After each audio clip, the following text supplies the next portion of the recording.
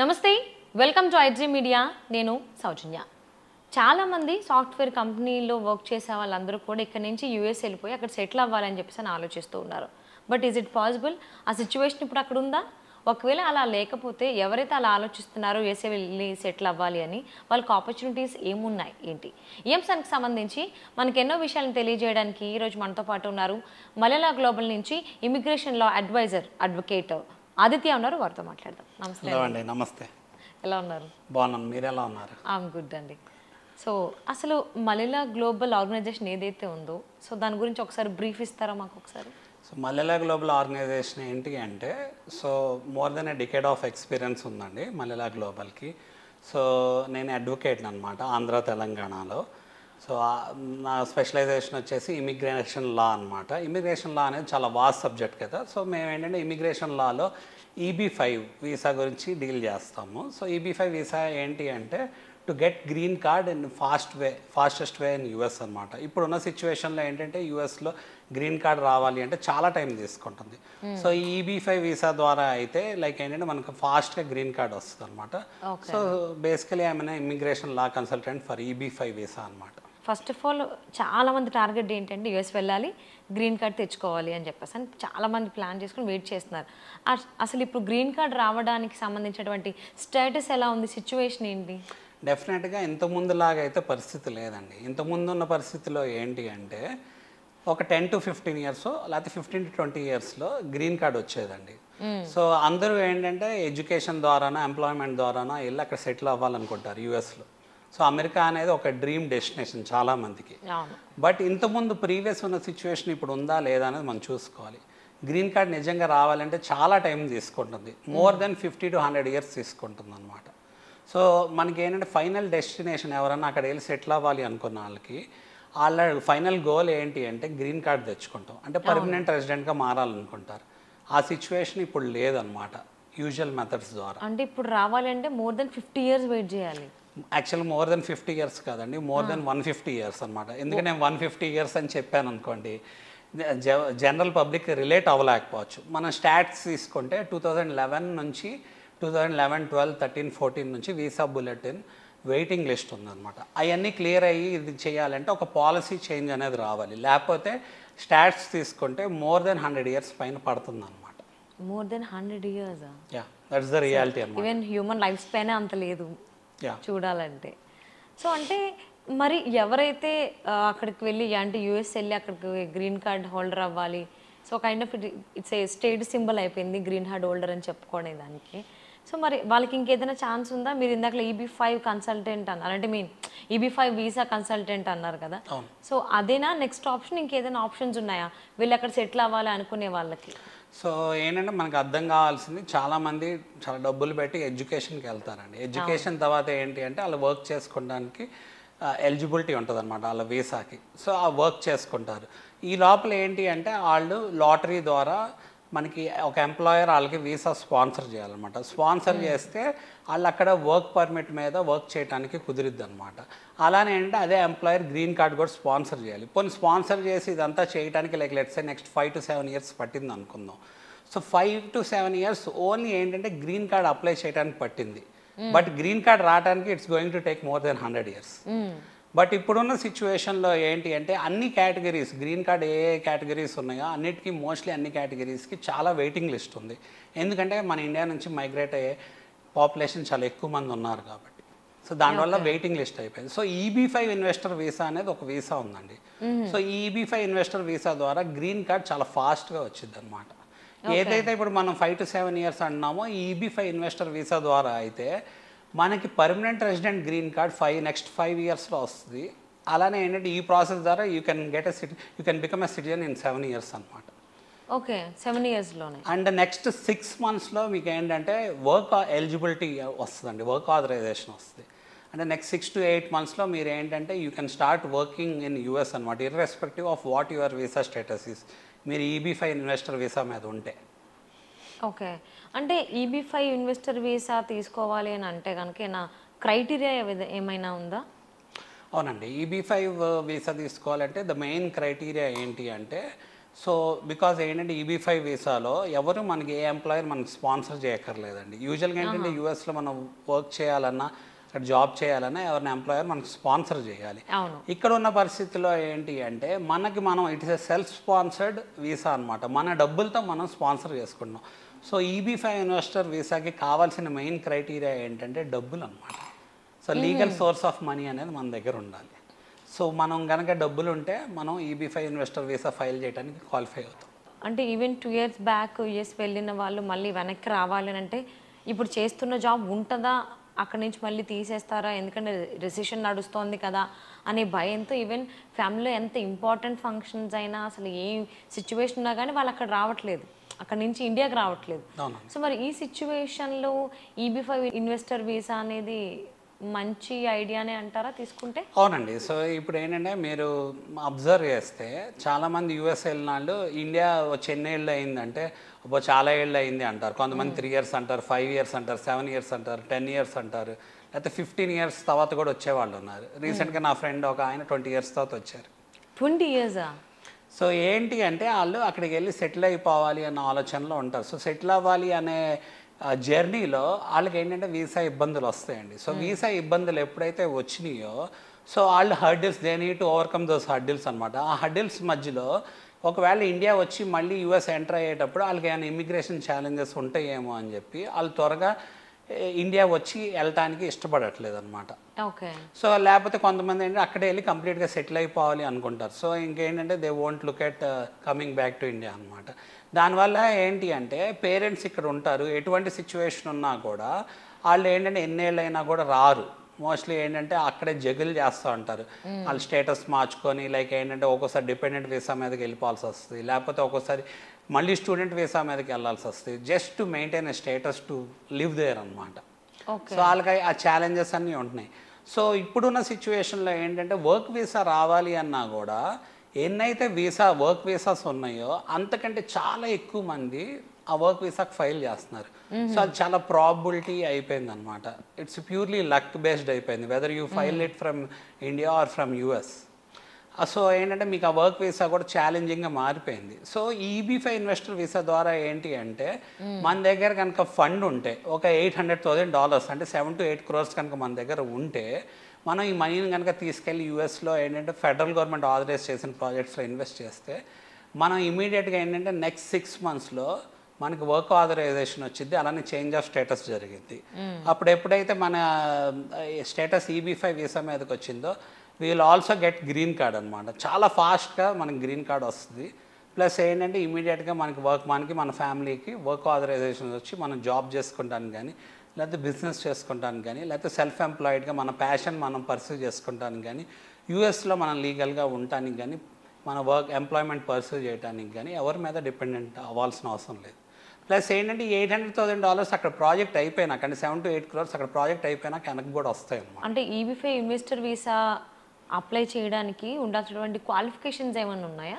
So qualification ఏంటి అంటే దీంట్లో ఒక గొప్పతనం ఏంటంటే క్వాలిఫికేషన్ ఈజ్ మనీ అనమాట. సో ఎందుకు మనీ అంటే మనం we need to go in to the background of the visa అనమాట. అసలు యూఎస్ ఎందుకు తీసుకొచ్చింది ఇది అనేది. సో మనం ఏదైతే $800,000 EB-5 investor visa to get green card కోసం ఇన్వెస్ట్ చేస్తున్నామో 7 to 8 crores, ఆ ఫండ్ ఎప్పుడైతే యూఎస్కి వెళ్ళి అక్కడ ఇన్వెస్ట్ చేయబడిద్దో ప్రాజెక్ట్లో ఈ ఫండ్ని ఏంటంటే ఎకానమీ అంటే ఒక ఫారిన్ ఇన్వెస్ట్మెంట్ కింద గుర్తించి దీనివల్ల ఎంప్లాయ్మెంట్ ఎకానమీ బూస్టప్ అవుతుంది లేదా అక్కడ డెవలప్మెంట్ జరుగుతుంది అనేది గుర్తించి దానివల్లే మనకి గ్రీన్ కార్డ్ అనేది వస్తుంది జరుగుతుంది.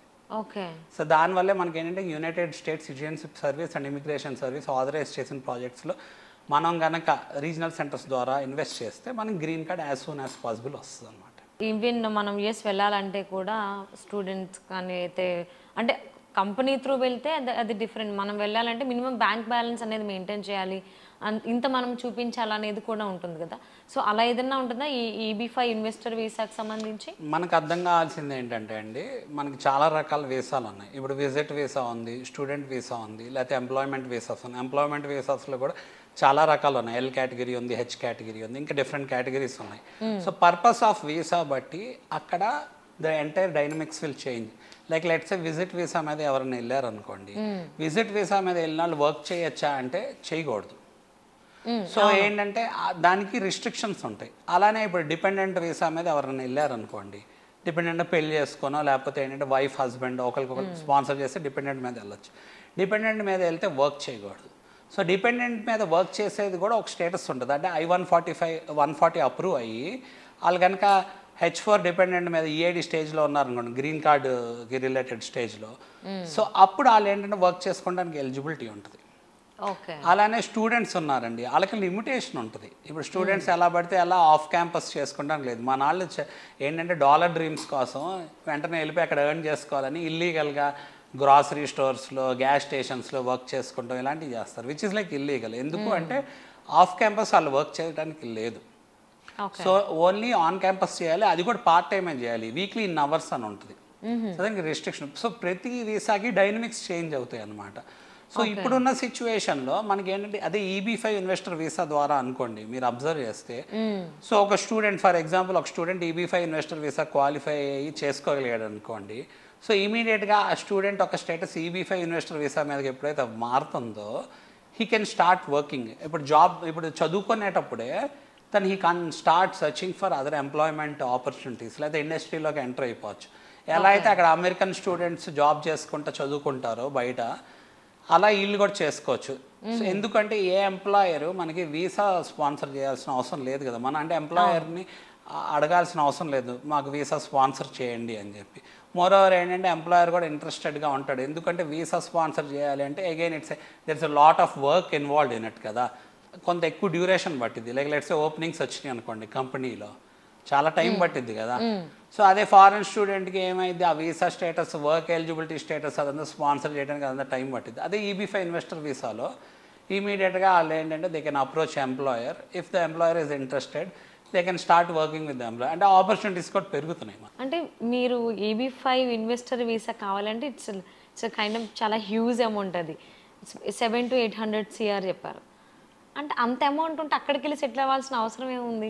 So that's a very good question అండి, చాలా మంచి క్వశ్చన్ అడిగారు. సో ఏంటంటే $800,000 అంటే 7 to 8 crores అండి. సో 7 to 8 crores కూడా ఎలాంటిది అంటే completely white legal documented money ఉండాలి. అది ఎలా మనం జాగ్రత్తగా డాక్యుమెంట్ చేసుకుంటాం అనేది కూడా చాలా ఇంపార్టెంట్. సో $800,000 అంటే 7 to 8 crores అండి. Still it's a very huge money, తప్పకుండా. బట్ ఏంటంటే ఈ మనీ మనకి వెనక్కి వస్తున్నాయి. బట్ పెట్టినాక మళ్ళీ వెనక్కి వస్తాయి మనకి. ఎస్, వెనక్కి వస్తాయి. ఏంటంటే ప్రాజెక్ట్ ఒక డ్యూరేషన్ బట్టి మనకి నెక్స్ట్ 2 to 4 yearsలో మనకి వెనక్కి వస్తాం జరిగిద్ది అనమాట, ప్రాజెక్ట్ కంప్లీషన్ బట్టి. బట్ మనకు అక్కడ అర్థం కావాల్సింది ఏంటంటే డెఫినెట్గా 7 to 8 crores అనగానే చాలా పెద్ద హ్యూజ్ మనీ అండి. ఇప్పుడు చాలా మందికి ఏం ఆలోచన ఉంటుంది అంటే అదే 7 to 8 crores మనం ఇక్కడ ఫిక్స్డ్లో పెట్టుకోవచ్చు, లేకపోతే షేర్స్లో పెట్టుకోవచ్చు, లేకపోతే ప్రాపర్టీలో, కమర్షియల్ ప్రాపర్టీలో పెట్టుకుంటే రెంటల్ ఇన్కమ్ వస్తుంది. అలా మనం పెట్టుకున్నప్పుడు దాని మీద మళ్ళీ మంత్లీ రిటర్న్స్ వస్తాయి. మరి మంత్లీ రిటర్న్స్, దానికి మళ్ళీ టాక్సేషన్ పార్ట్స్ ఇవన్నీ ఉంటాయి. అవన్నీ ఉండి కూడా మళ్ళీ ఎందుకు మనం 7 to 8 crores తీసుకెళ్ళి అక్కడ ఇన్వెస్ట్ చేయాలి అనేది ఇట్స్ ఎ బిగ్ క్వశ్చన్. ఎందుకు అంటే ఇప్పుడు మన పిల్లల్ని మనం మంచి ఎడ్యుకేషన్ కోసం ఎందుకు US పంపిస్తున్నాం, ఇక్కడే చదివించవచ్చు కదా. ఇక్కడ కూడా ఏంటి అంటే బెస్ట్ స్కూల్స్కి పంపించాలి, ఎన్ని లక్షలైనా పర్లేదు అని పంపిస్తున్నారు. అంటే హై క్వాలిటీ ఆఫ్ ఎడ్యుకేషన్ కోసం, అంటే గ్లోబల్ ఎక్స్పోజర్ కోసం US ఎందుకు వెళ్తున్నారు, గ్లోబల్ ఎక్స్పోజర్ కావాలి. అలానే ఏంటంటే టాప్ స్టాండర్డ్స్లో ఉండాలి, మంచి లైఫ్ స్టైల్ ఉండాలి. So people like who had taken a decision to live and settle in USకి వాళ్ళకి ఇక్కడ పనికి వస్తుందండి. సో EB-5 ఇన్వెస్టర్ వీసా అనేది. So if someone is having a mindset like ఏంటంటే ఆ 7 to 8 crores మనం అక్కడెందుకు, ఇక్కడే ఇన్వెస్ట్ చేద్దామంటే డెఫినెట్లీ ఇక్కడైనా ఏంటంటే ఇన్వెస్ట్ చేశాక there might be like some instability, market fluctuations అవన్నీ ఉంటాయి. బట్ స్టిల్ ఏంటంటే మనకు వచ్చే రిటర్న్స్ ఎంతో కొంత వస్తాయి కదా 7 to 8 crores మీద. ఒకవేళ ఆ రిటర్న్స్ మీద మనం బతికేద్దాం అనుకున్నప్పుడు మనం there is no need in looking towards US, America, because people are looking at US. ఏంటంటే ఒక ల్యాండ్ ఆఫ్ ఆపర్చునిటీస్, అక్కడికి వెళ్ళి సెటిల్ అవ్వాలి. ఇట్స్ ఎ గ్లోబల్ కంట్రీ, మంచి ఎకానమీ ఉన్న కంట్రీ అని చెప్పి అక్కడికి వెళ్ళి సెటిల్ అవ్వాలి. లైఫ్ స్టైల్ బాగుంటుంది, పిల్లల ఎడ్యుకేషన్ క్వాలిటీ బాగుంటుంది, అలానే ఎంప్లాయ్మెంట్ క్వాలిటీ బాగుంటుంది, లైఫ్ స్టైల్ బాగుంటుంది, సిస్టమేటిక్గా ఉంటుంది అని చెప్పి అక్కడికి వెళ్ళి సెటిల్ అవ్వాలనుకున్నారు. మరి అక్కడికి వెళ్ళి సెటిల్ అవ్వాలి అనుకున్నప్పుడు వాళ్ళకున్న పరిస్థితి ఏంటి, నిజంగా గ్రీన్ కార్డ్ వచ్చే పరిస్థితి ఉందా, పర్మనెంట్ రెసిడెంట్ అయ్యే పరిస్థితి ఉందా, ఏం మార్గాలు ఉన్నాయి, అవన్నీ ఎవాల్యుయేట్ చేసుకొని వ్యాలిడేట్ చేసుకోవాలి. ఎప్పుడైతే ఆ పరిస్థితి లేదో మరి వాళ్ళకి ఆల్టర్నేటివ్ ఏంటి అనేది చూసుకోవాలి. ఇప్పుడు someone is going there just for an education or education చేసి కొన్ని రోజులు వర్క్ చేసి వెనక్కి వచ్చేయాలనుకున్నారు. If they don't want to settle there, definitely ఏంటంటే they don't need to opt this way. Okay. మరి ఏంటంటే ఈ విధానం ఏదైతే ఉందో మీరు యూఎస్లో ఉండి ఫైల్ చేసినా, ఇండియా నుంచి ఫైల్ చేసినా, అక్కడికి వెళ్ళి యూఎస్లోకి వెళ్ళి సెటిల్ అవ్వాలి అనుకున్న వాళ్ళకి ఇట్స్ ద బెస్ట్ ఆపర్చునిటీ అండి. సో ఇట్స్ బెస్ట్ ఆఫర్ అనమాట. ఉన్న వాటిల్లో ఇమీడియట్గా మనకి గ్రీన్ కార్డ్ రావాలి అంటే. సో ఎవరైతే గ్రీన్ కార్డ్ హోల్డర్ అవ్వాలనుకున్న వాళ్ళు ఉన్నారో వాళ్ళకి ఈబీ5 ఇన్వెస్టర్ వీసా అనేది బెస్ట్ ఆప్షన్. అంతే అండి. సో అంటే ఇన్ కేస్ ఇప్పుడు మీరు చెప్పిన తర్వాత ఈ విషయం విని కొంతమంది బిజినెస్ మైండ్ పీపుల్ ఉంటారు, ఇదేదో బాగుంది మనం ఎందుకు ట్రై చేయకూడదు, it's like A investment kind of thing కింద ఆలోచించుకునే వాళ్ళు కూడా ఉంటారు. అలా ఏమన్నా ట్రై చేయొచ్చు అంటారు ఎవరైనా? ట్రై చేయొచ్చండి డెఫినెట్గా. బట్ ఏంటి అంటే చూడండి, ఇప్పుడు ఒక బిజినెస్ పర్సన్ మెంటాలిటీ ఎలా ఉంటుందంటే, ఈ ఏదైతే 7 to 8 crores ఇన్వెస్ట్ చేస్తున్నాం మన కోసం మనం ఇన్వెస్ట్ చేసుకుందాం యూఎస్లో, అంటే మన బిజినెస్లో ఇన్వెస్ట్ చేసుకుందాం అని అనుకుంటారు. కానీ మనకు అక్కడ అర్థం కావాల్సింది, ఇప్పుడు యూఎస్లో డైనమిక్స్ చాలా డిఫరెంట్గా ఉంటాయి.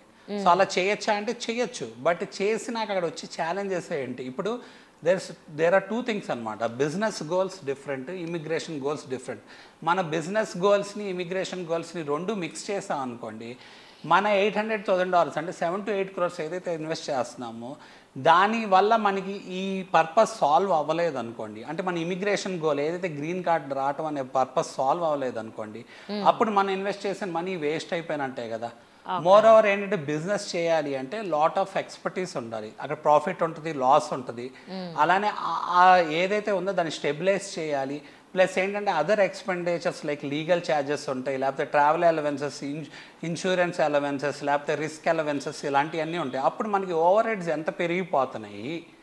ఈ $800,000తో మన పని అవుతుందా? ఇమిగ్రేషన్ గోల్ నిజంగా రీచ్ అవుతున్నామా? రీచ్ అయితే ఎంత? ఇప్పుడు ఒక మామూలుగా మన రీజనల్ సెంటర్ ద్వారా ఇన్వెస్ట్ చేసి మనకి ఫాస్ట్గా గ్రీన్ కార్డ్ వస్తుంది. ఇది మనం సొంతంగా ఇన్వెస్ట్ చేసి గ్రీన్ కార్డ్ తెచ్చుకోవాలనుకున్నాం. అప్పుడు like let's say if it is going to take long time అనుకోండి, ఈజ్ ఇట్ రియల్లీ వర్త్ అనేది మనం ఆలోచించుకోవాలి. యూజువల్గా ఏంటంటే best way to get a green card through EB5 visa is always we need to go through investing through and regional centre అండి. Regional centres are authorised by United States citizenship service and immigration service అనమాట. So federal government authorise చేసిద్ది. So అక్కడ ఏంటంటే ఆ ప్రాజెక్ట్స్లో మనం federal government authorise చేసిన ప్రాజెక్ట్స్లో invest చేయగలిగితే next 6 monthsలో మన అప్లికేషన్ యాక్సెప్ట్ అయ్యి మనకి ఎంప్లాయ్మెంట్ ఆథరైజేషన్ వస్తుంది. నెక్స్ట్ 1.5 yearలో కండిషనల్ గ్రీన్ కార్డ్ వస్తుంది. అలానే ఓవరాల్గా 4 to 5 yearsలో కండిషన్స్ రివోక్ అయ్యి మనకి పర్మనెంట్ గ్రీన్ కార్డ్ వస్తుంది. అది ఈ ప్రాసెస్లో కనుక మన సిటిజన్షిప్కి అప్లై చేసుకోగలిగితే 7 years స్పాన్లోనే మన సిటిజన్షిప్ కూడా వచ్చే అవకాశం ఉంది. సో అంటే ఎవరైతే అప్లై చేస్తున్నారో హెడ్ ఆఫ్ ది ఫ్యామిలీ వాళ్ళకే ఉంటుందా లైక్ గ్రీన్ కార్డ్ హోల్డర్ కింద, లేకపోతే ఫ్యామిలీ మెంబర్స్ అందరికీ కూడా వర్తిస్తుందా? సో మనకు అర్థం కావాల్సింది ఏంటంటే అండి, $800,000 అంటే 7 to 8 crores ఏవైతే మనం అక్కడ ఇన్వెస్ట్ చేస్తున్నాం తర్వాత మనకి తిరిగి వస్తాయో ఈ EB5 ఇన్వెస్టర్ వీసా కోసం, ఒక్క $800,000 అంటే ఒక్క 7 to 8 crores మీద ఎవరెవరు క్వాలిఫై అవుతారు అనేది చాలా ఇంపార్టెంట్. సో అప్లికేషన్ కింద లైక్ లెట్స్ సే అప్లికెంట్ ఒక స్పౌస్, లైక్ వైఫ్ అప్లై చేస్తే హస్బెండ్ అప్లై చేస్తే వైఫ్ అనుకోండి, ప్లస్ వాళ్ళ చిల్డ్రన్ అనగానే అన్మ్యారీడ్ 21 years బిలో ఉన్న చిల్డ్రన్ క్వాలిఫై అవుతారు. సో 21 years అబోవ్ అంటే technical they are no way called as like children కదా, they will become adults. They are separate unit. కొన్ని కేసెస్లో ఏమైంది అంటే ఒక పిల్లాడేమో 21 బిలో ఉంటాడు, ఇంకో పిల్లాడేమో 21 అబోవ్ ఉంటారు. అప్పుడు ఏంటి 2 separate అప్లికేషన్స్ ఫైల్ చేయాలి. అంటే మళ్ళీ అగైన్ అందరు $800,000 7 to 8 crores. అలాంటి వాటిల్లో యూజువల్గా ఏమైంది అంటే ఫస్ట్ ఎవరైతే పెద్ద పిల్లాడు ఆర్ లైక్ పెద్ద పిల్ల ఉన్నారో వాళ్ళకి స్పాన్సర్ చేస్తారు. డబ్బులు వెనక్కి వచ్చాక మళ్ళీ ఈ ఫ్యామిలీ అంతా క్వాలిఫైడ్ చేసుకుంటారు. ఎవరికి ఫస్ట్ ఇంపార్టెన్స్ ఉందో, లేకపోతే ఇద్దరు డబ్బులు ఉంటే హ్యాండ్ఫుల్ ఆఫ్ అమౌంట్ ఇద్దరికి చేసుకోవచ్చు. ఎనీథింగ్ ఇస్ ఫైన్ అనమాట. సో మళ్ళీ ఏంటంటే పేరెంట్స్ క్వాలిఫై అవ్వరండి, ఎందుకంటే పేరెంట్స్ మన సపరేట్ యూనిట్ కదా. లైక్ లెట్స్ ఇప్పుడు అప్లికెంట్ ఒక parents separate unit, applicant definitely పెద్దవాళ్ళు అయి ఉంటారు, వాళ్ళ పిల్లలు ఉంటారు. సో ఏంటంటే ఆ పేరెంట్స్ వేరే యూనిట్ కిందకి వస్తారు. పేరెంట్స్ స్పాన్సర్ చేయాలంటే చాలామంది ఏం చేస్తారు అంటే ఈ ప్రాసెస్ ద్వారా నెక్స్ట్ 5 to 7 yearsలో వాళ్ళకి పర్మనెంట్ గ్రీన్ కార్డ్ వచ్చేస్తుంది. 7 yearsలో సిటిజన్షిప్ వచ్చింది కాబట్టి వాళ్ళు మళ్ళీ వాళ్ళ పేరెంట్స్కి they can sponsor citizenship or green card అనమాట. ఆ గ్రీన్ కార్డ్ పేరెంట్స్కి వచ్చింది. ఈ లోపల ఏంటంటే parents can start visiting them అనమాట. విజిట్ వీసా ఉంటుంది కదా, సో 6 months అలా ఉంటుంది. ప్లస్ ఏంటంటే ఒక 2 months 8 months వరకు ఎక్స్టెన్షన్ కూడా ఇస్తారు. సో వాళ్ళ పేరెంట్స్ ఒక పర్పస్ అదే కదా, విజిటింగే కాబట్టి అది సరిపోద్ది అనమాట. ఓకే. అంటే ఈ EB-5 ఇన్వెస్టర్ వీసా మీద ఎవరికైతే ఇంట్రెస్ట్ ఉందో సో వాళ్ళు ఏమేమి ప్రిపేర్ చేసుకోవాలంటే ఈ వీసా వచ్చే టైంలో కానీ అప్లై చేసే టైంలో కానీ ఎదుర్కొనేటువంటి ఇబ్బందులు కానీ కైండ్ ఆఫ్ సవాళ్ళు అలా అంటారు అలా ఉన్నాయా? యా అండి, డెఫినెట్లీ. సో ఏంటంటే ప్రతిదానికి ఛాలెంజెస్ ఉంటాయి. మనం ఇందాక మాట్లాడుకున్నట్టు సో ఈ $800,000 అంటే 7 to 8 crores అనేది హ్యూజ్ అమౌంట్ ఆఫ్ మనీ కదా. చాలామంది నా దగ్గర డబ్బులు ఉన్నాయి అనుకుంటారు, బట్ ఏంటంటే నిజంగా ఉన్నాయా, ఆ మనీని ఎలా మనం డాక్యుమెంట్ చేసుకోగలగాలి. అంటే మనం లిక్విడ్లో 7 to 8 CR ఇండియన్ కరెన్సీలో అలా చూపించాలా లేకపోతే ప్రాపర్టీ చూపించాలా? సో మనం ఏదైతే ఫండ్ మన దగ్గర ఉందో మనకి ఏ రూపంలో అయినా ఉండనండి, ప్రాపర్టీ రూపంలో ఉండనండి, షేర్స్ రూపంలో ఉండండి, సేవింగ్స్ రూపంలో ఉండండి, బిజినెస్ రూపంలో ఉండండి, ఫైనల్గా ఎవ్రీథింగ్ షుడ్ బి లిక్విడేటెడ్ అండి. లిక్విడేట్ చేసిన 7 to 8 crores తీసుకెళ్ళి మనం యూఎస్లో ఇన్వెస్ట్ చేయాలి. సో ఈ మనీని ఏదైతే ఉందో వీళ్ళ దగ్గర 7 to 8 crores దాన్ని జాగ్రత్తగా మనం డాక్యుమెంటేషన్ చేసుకొని EB-5 investor visa source of fund కింద క్వాలిఫై అయ్యేటట్టు చూసుకోవాలి. లేకపోతే ఈ ఫండ్ మనకి పనికిరాదు. ఎప్పుడైతే మనం ఈ సోర్స్ ఆఫ్ ఫండ్ని జాగ్రత్తగా డాక్యుమెంటేషన్ చేసుకున్నామో అప్పుడే ఈ సోర్స్ ఆఫ్ ఫండ్ క్వాలిఫై అవుతుంది అనమాట ఈ EB-5 ఇన్వెస్టర్ వీసాకి. అది చాలా ఇంపార్టెంట్. ఆ డాక్యుమెంటేషన్ పార్ట్ అనేది సో మనకి ఏంటంటే లీగల్ ఎక్స్పర్ట్ గైడెన్స్ తీసుకొని మీరు జాగ్రత్తగా డాక్యుమెంట్ చేసుకోగలగాలి. ఇప్పుడు మీ దగ్గర బ్లాక్ మనీ ఉందనుకోండి, ఆ బ్లాక్ మనీని డాక్యుమెంటేషన్ లేకపోతే అది పనికిరాదు, అది no more it's a white money అనమాట. సో మనకి ఎవరైనా బై మిస్టేక్ లేక ఏంటంటే హవాలా ద్వారానో అలా పంపుతున్నారు అనుకోండి, అలాంటి మనీ అనేది పనికిరాదు. సో ఈ అకౌంట్ ద్వారా ట్రాన్సాక్షన్ అయ్యి ఉండాలి మనీ, బేసికలీ దాని డాక్యుమెంటేషన్ ఉండాలి, ఎక్కడి నుంచి వచ్చింది, ఎలా వచ్చింది, ఒకళ్ళు ఎవరిని ఇచ్చారనుకో ఎందుకు ఇచ్చారు, వాళ్ళకి ఇచ్చే కెపాసిటీ ఉందా, ఇలాంటివన్నీ కూడా మనకి ఏంటంటే ఈ డాక్యుమెంటేషన్ పార్ట్లో చాలా ఫ్యాక్టర్స్ ఉంటాయి అన్నమాట. సో ఎందుకు ఇలా ఉంటుంది అంటే ఈ procedure there will be particular procedure for scrutiny అనమాట. ఇప్పుడు ఎవరు పెడితే వాళ్ళు 8 crores నా దగ్గర ఉన్నాయి కదా అని చెప్పేసి యూఎస్లోకి ఎంటర్ అయిపోయారు అనుకోండి, లైక్ లెట్సే ఒక టెర్రరిస్టో లేకపోతే ఎవరన్నా ఇంటర్నల్ అగ్రెషన్కో లేకపోతే ఎక్స్టర్నల్ అగ్రెషన్కో ఎంటర్ అయిపోతున్నారు అనుకో, it's a threat for the country కదా. సో వాళ్ళు ఏం చూస్తారు, అది మనీ లాండరింగ్ చేసి వచ్చింది కాదు, ఇల్లీగల్గా వచ్చింది కాదు అనేది చూసుకుంటారు. సో దానికి ఒక సిస్టమాటిక్ ప్రొసీజర్ ఉంటుంది. సో యూఎస్ పెద్ద కంట్రీ కదా, అది US country, it's global country కాబట్టి అక్కడ ఉన్న దానికి ఒక సిస్టమాటిక్గా దానికి ఒక విధానం ఉంటుంది, స్టెప్స్ వైజ్గా దానికి ప్రొసీజర్ ఉంటుంది. ఆ స్టెప్స్ వైజ్గా మనకి ఏంటంటే work authorisation, conditional green card and permanent green card వస్తాం జరిగింది. అలానే మన డబ్బులు మనకి వెనక్కి వస్తాయి. ప్రాజెక్ట్ బట్టి ప్రాజెక్ట్ యొక్క డ్యూరేషన్ బట్టి మనకు ఉంటుంది అనమాట, డబ్బులు వెనక్కి ఎప్పుడు వస్తాయి ఎలా వస్తాయి అని. మరి ఇన్వెస్ట్ చేసిన తర్వాత ఆబ్వియస్లీ రిటర్న్స్ గురించి ఆలోచిస్తారు. సో రిటర్న్స్ వచ్చేది మళ్ళీ 5 years తర్వాతనేనా లేకపోతే ఎప్పుడు వస్తాయి?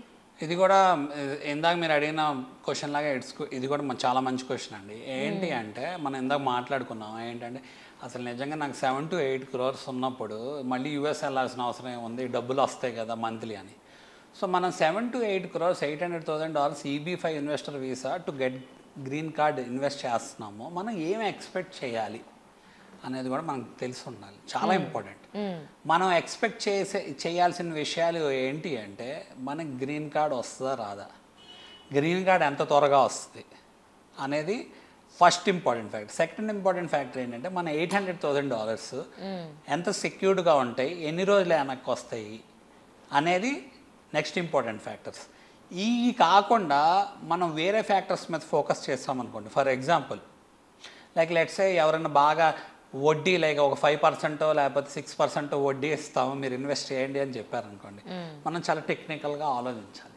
రేట్ ఆఫ్ ఇంట్రెస్ట్ మనకి ఇస్తున్నారు అనుకోండి, బ్యాంక్ నుంచే తెచ్చుకోవచ్చు లేదా ప్రైవేట్ లెండర్ నుంచి తెచ్చుకోవచ్చు, మన డబ్బులు అవసరం లేదు కదా.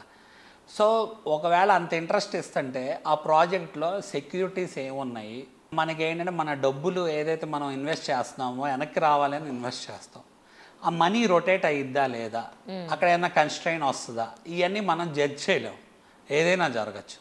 సో అందుకనే మనం ఎప్పుడు మన పారామీటర్స్ ఏవైతే ఉన్నాయో ఎక్స్పెక్టేషన్ పారామీటర్స్ అవి చాలా ఇంపార్టెంట్ అనమాట. సో మనం ఒక స్టేబుల్ ప్రాజెక్ట్లో ఇన్వెస్ట్ చేయాలనుకుంటాం కదా, డెఫినెట్గా మన డబ్బులు ఎక్కడికి వెళ్ళకుండా ఉండాలి, మన డబ్బులు మనకి వెనక్కి రావాలి, మనకి గ్రీన్ కార్డ్ మ్యాండేటరీగా రావాలి, త్వరగా రావాలి. సో ఈ పారామీటర్స్ చూసుకోవాలి. డెఫినెట్గా ఏంటంటే నామినల్ రేట్ ఆఫ్ ఇంట్రెస్ట్ ప్రతి ప్రాజెక్ట్ వాళ్ళు ఇస్తారండి, మనం దాని గురించి ఆశపడకూడదు. ఓకే. ఒకవేళ ఎవరైనా మనకు ఆఫర్ చేస్తున్నారు అనుకోండి, ఎందుకు ఆఫర్ చేస్తున్నారు అనేది కూడా మనం అనలైజ్ చేసుకోవాలి. లైక్ లెట్స్ ఎక్కువ ఆఫర్ చేస్తున్నారు అనుకోండి, మనం చూసుకోవాలి, ఆ ప్రాజెక్ట్ని అనలైజ్ చేసుకోవాలి, ఆ ప్రాజెక్ట్ యొక్క స్టెబిలిటీ ఏంటో మనకు తెలియాలి.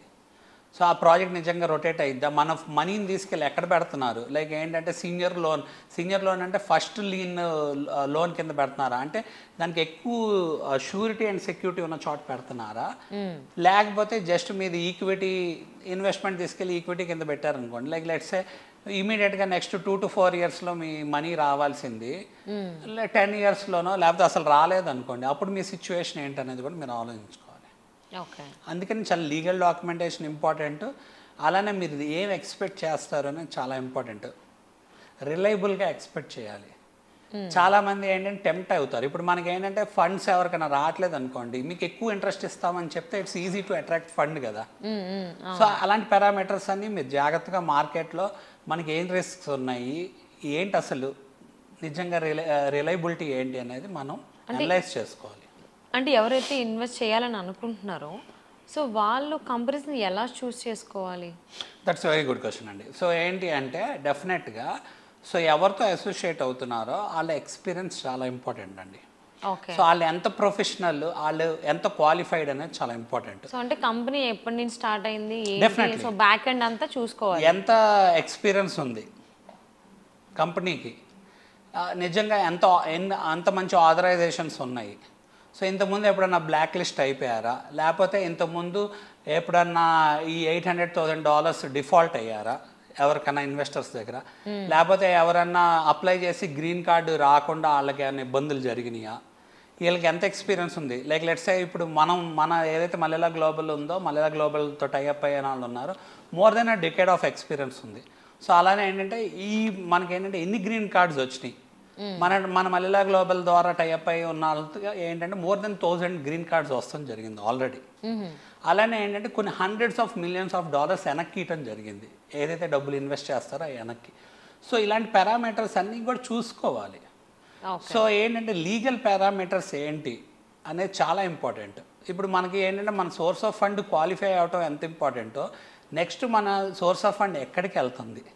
ఇప్పుడు మనకి ఏంటంటే ఏదైతే regional center which is authorized by federal government of US అనేది మెన్షన్ చేయడం జరిగిందో, వాళ్ళు అక్కడ ఏంటంటే రీజనల్ సెంటర్ అండ్ డెవలప్మెంట్ ఎవరు చేస్తున్నారో ఎటువంటి వాళ్ళు అనేది వాళ్ళ ప్రొఫైల్ ఏంటి అనేది కూడా ఇంపార్టెంట్. ఎందుకంటే ఈ $800,000 7 to 8 crores లిక్విడేట్ చేశాక మనకి అక్కడ ప్రాజెక్ట్లో ఎస్క్రో అకౌంట్లోకి వెళ్తుందండి. ఈ ఎస్క్రో అకౌంట్ ఏంటంటే purely for the purpose of this project development అనేది క్రియేట్ చేసిన అకౌంట్ అనమాట. ఇది ఏంటంటే it is again monitored by securities exchange commission. మనకి సెబీ అనేది బాడీ ఎలా ఉందో అలానే ఇక్కడ సెక్యూరిటీ ఎక్స్చేంజ్ కమిషన్ అనేది ఒక బాడీ ఉంటుంది, అది దాన్ని స్క్రూటినీ చేస్తుంది. వీళ్ళు ఏంటంటే ఆడిట్ చేసి రెగ్యులర్ ఆడిట్స్ అనేది అక్కడ ఆడిట్ చేసి ఒక స్టేజెస్ వైజ్గా రిలీజ్ చేయాలి ఫండ్. ఎలా పడితే అలా ఫండ్ని ఎలా పడితే అలా వేరే వాటికి డైవర్ట్ చేయడానికో లేకపోతే మిస్యూజ్ చేయడానికో కుదరదు, స్టేజెస్ వైజ్గా ఫండ్ అనేది రిలీజ్ చేస్తారు. సో ఈ $800,000 కూడా మనం ఏంటంటే నెక్స్ట్ 6 monthsలో మన అప్లికేషన్ యాక్సెప్ట్ అయ్యి మనం గ్రీన్ కార్డ్ క్వాలిఫై అవ్వాలి కాబట్టి అప్లికేషన్ చేసుకోవడానికి మనకి లైక్ లెట్స్ $200,000 లేదా అంటే 2 crores లేదా ఒక 3 crores ఉన్నా మనం అప్లికేషన్ చేయొచ్చు. బట్ నెక్స్ట్ 6 months వాళ్ళకి టైం సేవ్ అయింది. నెక్స్ట్ 6 monthsలో ఈ $800,000 అంటే 7 to 8 crores అక్కడ ఇన్వెస్ట్ చేసి ఉండాలి మన అప్లికేషన్ కనుక యాక్సెప్ట్ అవ్వాలి అంటే. బట్ ఏంటంటే ముందే మన అప్లికేషన్ చేసుకోవడానికి 2 to 3 crores ఉన్న మన అప్లికేషన్ స్టార్ట్ చేయొచ్చు. సో టైం అనేది మనకి అడ్వాంటేజ్ అయ్యింది డెఫినెట్గా. ఓకే. అంటే కంపెనీ చూసింగ్లో కూడా అంటే ప్రైవేట్ సెక్టర్కి సంబంధించి చూసుకోవాలా, లేకపోతే గవర్నమెంట్ రిలేటెడ్ కొన్ని కంపెనీస్ ఉంటాయి ఆర్గనైజేషన్స్, అది చూసుకోవాలా, అసలు ఆ కంపెనీ టర్న్ ఓవర్ అసలు ఎంత ఉండాలి?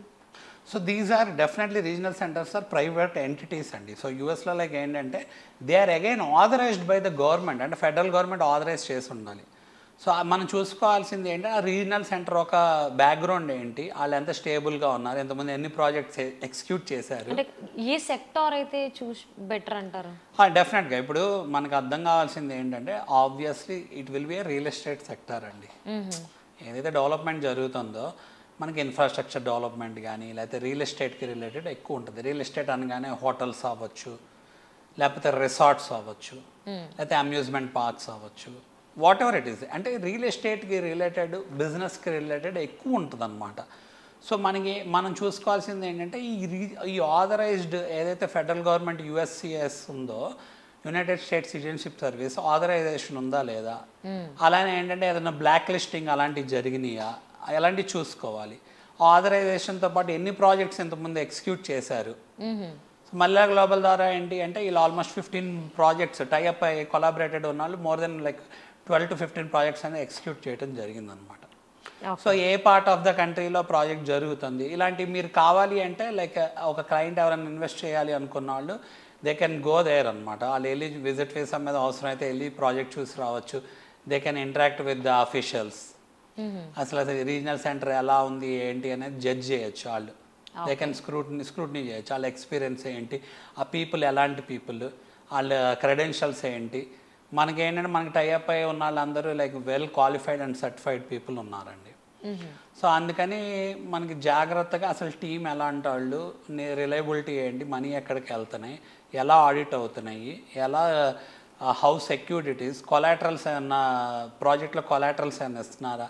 లైక్ లెట్స్ సే మీరు $800,000 అంటే 7 to 8 crores ఇన్వెస్ట్ చేస్తున్నప్పుడు దానికి మళ్ళీ ఎంతో కొంత కొలాటరల్ ఉండాలి కదా. Like let's say project fail అయింది అనుకోండి, ఇక్కడ మనం సజెస్ట్ చేసేది క్లయింట్స్కి ఆల్మోస్ట్ ఏంటి double the amount of what they are investing collateral ఉంటుంది. ప్రాజెక్ట్ ఆగిపోతే is it again backed up by the investors, big investors to take the project to the next level అనేది కూడా వాళ్ళకి ఉండాలన్నమాట, safety and security. So already Mallela Global నుంచి అయితే మీరు around 1000 పైనే గ్రీన్ కార్డ్ హోల్డర్స్ అంటే అంటే EB5 ఇన్వెస్టర్ వీసా త్రూ అయితే తీసుకున్నారు అంటారు. అంటే మోస్ట్లీ వాళ్ళు ఎక్కడ ఇన్వెస్ట్ చేయించారు మీరు? సో యూజువల్గా ఎలా ఉంటుంది అంటే, సో మల్లెల గ్లోబల్ కొలాబరేట్ అయిన ఏదైతే రీజనల్ సెంటర్ ఉందో, సో మనం టైఅప్ అయ్యి ఉన్నాళ్ళు. So they are not only dealing with India అండి, so they dealing with lot of countries అనమాట. More than like 30 countries deal చేస్తున్నారు. సో ఏంటంటే over a period of time ఏంటంటే చాలా గ్రీన్ కార్డ్స్ ఫైల్ చేయటం, EB5 వీసా ద్వారా file చేయడం జరిగింది. మనకు అర్థం కావాల్సింది ఏంటంటే ఇండియాకి వెయిటింగ్ లిస్ట్ ఉంది, ఎందుకంటే ఎక్కువ మంది మైగ్రేట్ అవుతున్నారు. అలానే చైనాకి ఉంటుంది. ఎక్కువ మైగ్రేట్ అయ్యే కంట్రీస్ ఏంటంటే India, China, Mexico, Vietnam, Taiwan. అలా మనకి కొంత పీపుల్ కొన్ని కంట్రీస్ నుంచి ఎక్కువ US మైగ్రేట్ అవ్వడానికి ఇష్టపడతారు. వాళ్ళకి వెయిటింగ్ లిస్ట్ ఎక్కువ ఉంటుంది. కొన్ని కంట్రీస్కి అసలు వెయిటింగ్ లిస్ట్ ఉండదండి. రీజనల్ సెంటర్ ఏదైతే ప్రాజెక్ట్ ఆపరేట్ చేస్తుందో అది అప్రూవల్ తెచ్చుకుంటుంది United States citizenship service and immigration service లేదు ఫెడరల్ గవర్నమెంట్ నుంచి. ఆ ప్రాజెక్ట్స్ ఏంటంటే మల్టిపుల్ ప్రాజెక్ట్స్ ఉంటాయి. ఇప్పుడు ప్రతి 2 yearsకి 3 yearsకి ఆ ప్రాజెక్ట్ ఒక ఎగ్జిక్యూషన్ లేకపోతే కంప్లీషన్ అయిపోయినాక ప్రాజెక్ట్ మారుతూ ఉంటుంది. ఇందాక నేను చెప్పినట్టు ఏంటంటే most of the projects are real estate based projects అనమాట. రియల్ ఎస్టేట్ డ్రివెన్ ప్రాజెక్ట్స్ అన్నీ ఏంటంటే బిజినెస్ ఓరియంటెడ్గా ఉంటాయి. Like whatever it is అనమాట. లైక్ హోటల్స్ అవనండి, అమ్యూజ్మెంట్ పార్క్స్ అవనండి, లేకపోతే సమ్ టైమ్ ఏంటంటే బిల్డింగ్స్ ఆర్ సీనియర్ సిటిజన్స్ అవనండి, లేకపోతే రిసార్ట్స్ అవనండి, ఇంకా whatever they are constructing. వాళ్ళు అక్కడ ఇప్పుడు మనకి ఎలా అయితే ఇక్కడ వెంచర్స్ ఉంటాయో, ఇండియాలో వెంచర్స్ ఉండి రియల్ ఎస్టేట్ ప్రాజెక్ట్స్ ఉంటాయో, ఆ real estate projects again sale చేసి ప్రాఫిట్స్ ఎలా చేసుకుంటారో అలా developer will be working again ఏంటంటే ఓనర్ షేర్, డెవలపర్ షేర్ అలా ఉంటుంది కదా. Similar equivalent type of projects and construction projects for the purpose of increasing the economy, employment or infrastructure ఉంటాయి అన్నమాట, business and real estate. Okay, అంటే వాళ్ళకి ఈ returns అనేటువంటివి ఎప్పటి నుంచి స్టార్ట్ అయినాయి? ఆఫ్టర్ 1 year లేకపోతే 2 years? సో రిటర్న్స్ అనేది నేను ఇందాక చెప్పినట్టు ఎవరైతే మనకి EB5 ఇన్వెస్టర్ ఉన్నారో $800,000 వాళ్ళకి నామినల్ రేట్ ఆఫ్ ఇంట్రెస్ట్ ఉంటుందండి. సో ఆ నామినల్ రేట్ ఆఫ్ ఇంట్రెస్ట్ అది 7 to 8 crores తీసుకెళ్ళి ఎప్పుడైతే ఇన్వెస్ట్ చేస్తారో, ఇన్వెస్ట్ చేసినాక ఇయర్లీ బేస్ చేసి నామినల్ రేట్ ఆఫ్ ఇంట్రెస్ట్ అనేది ఇష్టం జరిగింది, ఇయటం జరిగింది. అది క్యాలిక్యులేషన్ జరిగిపోతూ ఉంటుంది ఆటోమేటిక్గా. సో బట్ ఏంటంటే వాళ్ళు ఏమేమి పారామీటర్స్ చూసుకోవాలి అంటే వాళ్ళు $800,000కి ఎంత సెక్యూరిటీ ఉంది, ఎంత కొలాటరల్ ఉంది, అలానే ఎంత ఎంప్లాయ్మెంట్ క్వశ్చన్ ఉంది, అంటే ఎంప్లాయ్మెంట్ ఎంత జనరేట్ అవుతుంది. So when they say employment, it's not only technical employment, అంటే ప్రాజెక్ట్ ద్వారా అక్కడ డెవలప్మెంట్ ఎంత జరుగుతుంది, దానివల్ల డైరెక్ట్ జాబ్స్ ఎన్ని క్రియేట్ అవుతున్నాయి, ఇండైరెక్ట్ జాబ్స్ ఎన్ని క్రియేట్ అవుతున్నాయి, లేకపోతే ఇండ్యూస్డ్ జాబ్స్ ఎన్ని క్రియేట్ అవుతున్నాయి, పార్ట్ టైం జాబ్స్ ఎన్ని క్రియేట్ అవుతున్నాయి, అక్కడ ఎంత డెవలప్మెంట్ అనేది జరుగుతుంది అనేది పారామీటర్ అనమాట. దానివల్ల ఎంత ఎంప్లాయ్మెంట్ క్రియేట్ అవుతుంది. ఎంత డెవలప్మెంట్ జరుగుతుంది. సో అంటే EB5 ఇన్వెస్టర్ వీసా తీసుకున్న పర్సన్ ఎవరైతే ఉన్నారో ఆ అప్లికెంట్ ఆర్ క్యాండిడేట్, సో తను మళ్ళీ వేరే జాబ్ చేసుకోవడానికి లేదంటే వాళ్ళ స్పౌజ్ వర్క్ చేసుకోవడానికి పాసిబిలిటీ ఉందా? అండ్ పిల్లల ఎడ్యుకేషన్ వైజ్ చూసుకుంటే అసలు ఇవన్నీ ఓవరాల్గా ఎలా ఉంటాయి, ఎలా మేనేజ్ సో చేయాలి? అదేంటంటే మనకి అర్థం కావాల్సింది, ఒక $800,000 అంటే ఒక 7 to 8 crores మీద EB5 ఇన్వెస్టర్ వీసాకి మొత్తం ఫ్యామిలీ క్వాలిఫై అవుతారని చెప్పా కదా. ఎవరైతే ఫ్యామిలీ మెంబర్స్ క్వాలిఫై అవుతారో వాళ్ళందరికీ సేమ్ ప్రివిలేజెస్ ఉంటాయి. They can work or they can do business or they can do like get employed from any employer across anywhere in US anamata, or they can pursue their dream or like what they are really passionate about based on their passion, skill development gani whatever it is. So ఆ activities అన్నీ చేసుకోవచ్చు అనమాట. So వాళ్ళు చేసుకుంటే అక్కడ వాళ్ళకి authorisation ఉంటుంది, legally they are able to work there అనమాట. సో ఏంటంటే ఎవరు అబ్జెక్ట్ చేయడానికి ఉండదు, ఎందుకంటే they are on EB5 investor visa to get green card in a fast way కాబట్టి. సో వాళ్ళకి ఏంటంటే ఇంటిమ్ అప్లికేషన్స్ ద్వారా ఇమీడియట్ బెనిఫిట్ వస్తుంది నెక్స్ట్ 6 monthsలో అనమాట. అలా ఆ జాబ్ చేసుకుంటాను. సో అప్లికెంట్ కూడా వేరే జాబ్ చేసుకోవచ్చు, స్పౌస్ కూడా వేరే జాబ్ చేసుకోవచ్చు. యా డెఫినెట్గా అండి. అప్లికెంట్ మీద రిలై అయి ఉన్న స్పౌస్ వాళ్ళు కూడా ఇంక్లూడ్ అయి ఉంటారు కాబట్టి వాళ్ళు కూడా చేసుకోవచ్చు, జాబ్ చేసుకోవచ్చు. అదనాల పిల్లలు ఉంటే వాళ్ళు కూడా జాబ్ చేసుకోవచ్చు. Is there any restrictions to them? No, there is no restriction to them. They need to maintain the status of their green card అనమాట. ఆ గ్రీన్ కార్డ్ స్టేటస్ ఏంటంటే వాళ్ళు యూఎస్లో అయినా ఉండనండి, ఇండియాలో అయినా ఉండండి, అప్లై చేశాక గ్రీన్ కార్డ్ స్టేటస్ ప్రతి 6 monthsకి ఒకసారి వెళ్ళొస్తూ ఉండాలి యూఎస్. అది మినిమం క్రైటీరియా మెయింటైన్ చేసుకోవాలి. అలానే if you're there for a couple of years, అంటే స్ట్రైట్ అవే కాకపోయినా ఓవరాల్గా you will be qualified for again citizenship అనమాట. గ్రీన్ కార్డ్ కనుక జాగ్రత్తగా మెయింటైన్ చేసుకోగలిగితే that's the only things which you need to monitor. Okay. So ఎవరైతే అంటే US వెళ్ళి సెటిల్ అవ్వాలి అని అనుకుంటున్నారో అండ్ గ్రీన్ కార్డ్ హోల్డర్ అవ్వాలి అనుకుంటున్నారో వాళ్ళకి మంచి ఆప్షన్ ఇచ్చారు, చెప్పారు అందరికి తెలిసేలాగా ఇమిగ్రేషన్ లా బేస్ చేసుకుని. బట్ కొంతమందికి వెళ్ళాలని ఉంటుంది కానీ అంత డబ్బులు హ్యూజ్ అమౌంట్ పెట్టలేదు, 7 to 8 CR ఇండియన్ కరెన్సీలో. వాళ్ళకి వేరే ఏదైనా ఆప్షన్ ఉందా, లేకపోతే వాళ్ళు ఎలాగా EB5 ఇన్వెస్టర్ వీసాని అప్లై చేయొచ్చు? సో వాళ్ళకి కూడా ఆప్షన్స్ ఉన్నాయండి. ఏంటి అంటే ఇప్పుడు కొంతమంది ఎలా ఉంటుందంటే 7 to 8 crores నేను లిక్విడేట్ చేయగలను అనుకుంటారు, $800,000 for EB5 investor visa. But ఏంటంటే వాళ్ళ దగ్గర like let's say they might end up having only 6 crores or like 5 crores or like ఏంటంటే 7 crores. లైక్ లెట్స్ సే ఒక $100,000 to $300,000 తగ్గినాయి అనుకోండి. ప్రాజెక్ట్లో లైక్ ఏంటంటే there is a loaning option అనమాట. సో వీళ్ళ ఒక ఫైనాన్షియల్ క్రెడిబిలిటీ బట్టి దీని ఎబిలిటీ టు పే బ్యాక్ని బేస్ చేసుకొని వీళ్ళు మిగతా సోర్స్ ఆఫ్ ఫండ్ కనుక లిక్విడేట్ చేయగలిగితే బ్రిడ్జ్ లోన్ అని చెప్పి ప్రాజెక్ట్ వాళ్ళు బ్రిడ్జ్ లోన్ ఇస్తారండి. But it's a different entity again. So ఏంటి అంటే వీళ్ళు జస్ట్ ఆ గ్యాప్ని బ్రిడ్జ్ చేస్తారు.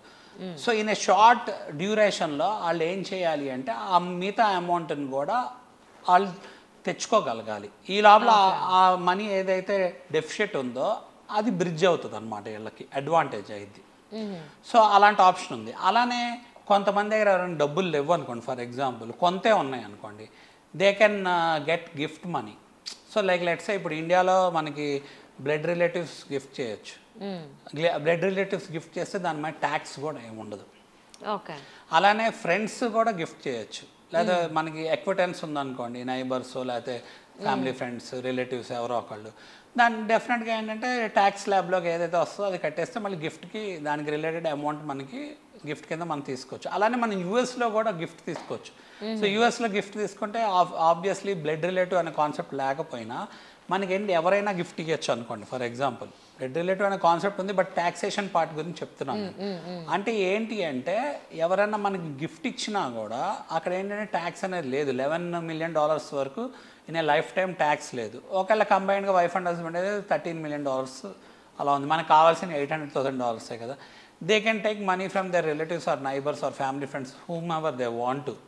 బట్ ఏంటి అంటే మీకు మనీ ఎప్పుడన్నా ఎవరిని ఇస్తున్నారు అనుకోండి, ఎందుకు ఇస్తున్నారు, వాళ్ళకి నిజంగా ఇచ్చే క్యాపబిలిటీ ఉందా, కెపాసిటీ ఉందా, వాళ్ళ ట్యాక్సేషన్ పార్ట్ ఏంటి, అలాంటి స్క్రూటినీ చేసే అవకాశం ఉంటుంది అనమాట. గిఫ్ట్ కానీ లేకపోతే ఇప్పుడు ఒక ఇండివిజువల్ లోన్ ఇస్తున్నాడు అనుకోండి, ఆ లోన్ ఇచ్చే ఎంటిటీ ఎవరు అన్న దాన్ని బట్టి కూడా వాళ్ళ ట్యాక్స్ బుక్స్ ఓపెన్ చేసి చూపించాల్సి వస్తుంది వాళ్ళకి ఎక్కడి నుంచి వచ్చినాయి అనేది. ఎందుకంటే for the continuity and connectivity as well as the pathway of the source అనమాట. అంటే సోర్స్ ఎక్కడి నుంచి వచ్చింది అనేది చూసుకోవడానికి. ఇప్పుడు యూజువల్గా ఏంటంటే ఇండియాలో అయితే మనం we will take a loan from a bank or like ఏంటంటే నాన్ బ్యాంకింగ్ ఫైనాన్షియల్ ఇన్స్టిట్యూషన్ కానీ ప్రైవేట్ లెండర్స్ దగ్గర నుంచి కానీ తీసుకుంటాం. అప్పుడు ఏంటంటే ఆ కెపాసిటీ చూపించగలగాలి. అలానే లోన్లో కూడా మనకి ఏంటంటే secured loan, non secured loan ఉంటాయి. కొంతమంది ఏంటంటే సెక్యూరిటీ పెట్టుకొని లోన్ ఇస్తారు, కొంతమంది సెక్యూరిటీ లేకుండా కూడా లోన్ ఇస్తారు. అలాంటి లోన్స్ కూడా క్వాలిఫై అవుతాయి. But mostly source of funds ఎలా ఉంటాయి అంటే different multiple source of funds ఉండొచ్చండి. సేవింగ్స్, ఎర్నింగ్స్, లేదా బిజినెస్ ప్రాఫిట్స్. అలాగే మన ప్రాపర్టీ ఉందనుకోండి, ప్రాపర్టీని లిక్విడేట్ చేసినప్పుడు maximum amount off white income మనం లిక్విడేట్ చేసుకోగలిగితే ఆ ప్రాపర్టీ నుంచి వచ్చే మనీ కూడా మనకు క్వాలిఫై అయ్యింది. అలానే మన అగ్రిమెంట్స్ ద్వారా ఏదైనా మనకి మనీ వస్తుంది అనుకోండి, సమ్ కాంట్రాక్చువల్ అగ్రిమెంట్స్ ద్వారా ఆ మనీ కూడా మన డాక్యుమెంటేషన్ పార్ట్ని జాగ్రత్తగా చేసుకోగలిగితే EB-5 ఇన్వెస్టర్ వీసాకి సోర్స్ ఆఫ్ ఫండ్స్ కింద ఈ క్వాలిఫై అవుతాయి. Okay.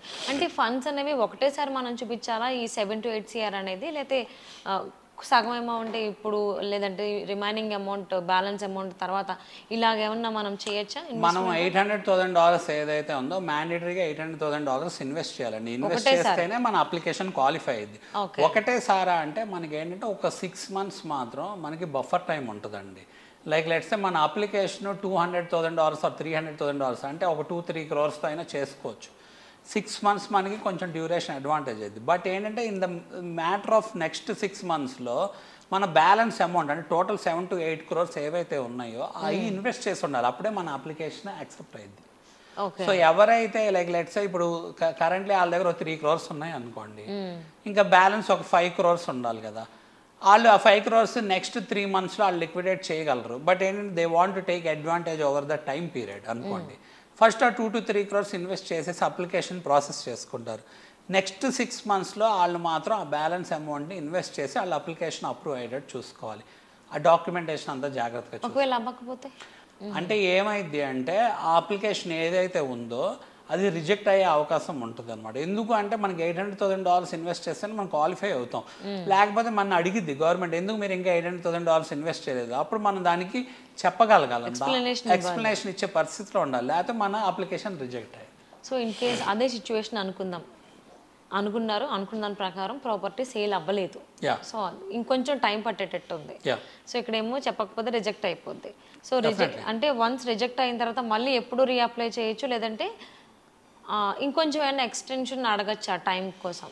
That's a very technically very good question అండి. సో ఏంటి అంటే పాయింట్, మేము అందుకే ఎవరికి మీ దగ్గర కాన్ఫిడెన్స్ ఉండి మీరు చేసుకోగలరు, లిక్విడేట్ చేసుకోగలరు, ఆ white source of income, legal source of income మీకు ఆ పరిస్థితి ఉంది అంటేనే వాళ్ళకి ముందుకు తీసుకెళ్ళడానికి ఇష్టపడతా అండి. లేకపోతే ఏమైంది అంటే వాళ్ళు ప్యానిక్ అయిపోయే సిచ్యువేషన్ ఉంటుంది. ప్యానిక్ అయిపోయి వాళ్ళు టెన్షన్ పడితే ఉపయోగం లేదు కదా. ఇక్కడ పని అవటం కావాలి. ఒకళ్ళు పని అవ్వట్లేదు అనుకోండి, ఒక డైలమాలో ఉండి జస్ట్ టైంపాస్కి అప్లై చేస్తే ఇట్స్ లైక్ ఎ రిజెక్షన్ కదా. ఆ రిజెక్షన్ అసలు రాకూడదు అనేది చాలా ఇంపార్టెంట్ అనమాట. ఇట్స్ ఎ రెప్యుటేటెడ్ థింగ్ లాగా మనకి ప్రయారిటైజ్ చేయటం జరిగింది. సో అందుకే ఏంటంటే ఒకవేళ still someone has taken a decision, like let's say if they thought they are confident enough, they can invest the entire amount in the next 6 months అనుకుందాం. Like let's ఒక 2 to 3 crores చేసుకున్నారండి, application start అయింది. తర్వాత మిగతా డబ్బులు వాళ్ళు చేసుకోలేపారు అనుకోండి, వాళ్ళకి ఏమైంది అంటే ఏదైతే $800,000 వాళ్ళు ఇన్వెస్ట్ చేశారో ఆ డబ్బులన్నీ ఒకవేళ అప్లికేషన్ రిఫ్యూజ్ అయితే ఆ డబ్బులు $800,000 వరకు వాళ్ళకి వెనక్కి వచ్చేస్తుందండి. అదేమి ఇబ్బంది లేదు. ఫస్ట్ థింగ్, ఏదైతే డబ్బులు పెట్టారో వెనక్కి వస్తుంది. ఒకవేళ in case if they need more time అనుకోండి, అక్కడ మనకి మన గవర్నమెంట్, ఫెడరల్ గవర్నమెంట్ మనకు టైం ఎందుకు ఇవ్వాలి అన్నదానికి ప్రాపర్ ఎక్స్ప్లెనేషన్ ఉండాలి. మన అప్లికేషన్ అనేది ఆ టైం మనకు అప్రూవ్ అవ్వదు. అప్రూవ్ అవునప్పుడు టైం డిలే చేసి ఉపయోగం ఉంది. ఇప్పుడు డెడ్ లైన్ ఇచ్చి మీ అప్లికేషన్ని క్యాన్సిల్ చేసే అవకాశం ఉంటుంది. లేకపోతే అప్పుడు ఏంటంటే మన దగ్గర ఫండ్ ఉన్నప్పుడు మనం రీఅప్లై చేసుకోవాలి. సో యూజువల్గా ఏంటంటే ఇలాంటి ప్రాసెస్లో ఏమైంది అంటే మనకి ఏవైతే కొన్ని ఛార్జెస్ ఉంటాయో $800,000 కాకుండా అదర్ ఛార్జెస్ ఏవైతే ఇన్వాల్వ్ అయ్యి ఉన్నాయి వాటిల్లో కొంత పార్షల్ ఛార్జెస్ మనం ఖర్చు కింద అవుతాయండి. అవి మాత్రమే వెనక్కి రావు. మిగతా $800,000 ఏవైతే ఇన్వెస్ట్ చేస్తాం అవి వెనక్కి వచ్చేస్తాయి. అంటే ఇంకా ఎక్సెస్ అమౌంట్ ఎంత అవుతుంది? సో మనకి ఏముంటాయి అంటే అటార్నీ ఛార్జెస్ ఉంటాయండి. అలానే ఏంటంటే ఇమిగ్రేషన్, యుఎస్ అటార్నీ ఏవైతే ఛార్జెస్ ఉన్నాయో మ్యాండేటరీ. అలానే మనకి US government, federal government application fees ఉంటాయి, మన $800,000 ఏవైతే మనం ఇన్వెస్ట్ చేస్తున్నామో దానికి related wealth management and administrative fee అని ఉంటుంది అనమాట. సో వాటి మీద కొంత కన్సెషన్ వస్తే రావచ్చు. సో ఈ మ్యాండేటరీగా ఈ ఖర్చులన్నీ ఎక్స్ట్రా ఖర్చులు అనేది మనకు కొంత ఉంటాయి అనమాట. So which like really boils down to in నెంబర్స్లో తీసుకుంటే విచ్ మైట్ వేరీ అనమాట. అంటే like let's a project to project vary అయ్యింది యూజువల్గా.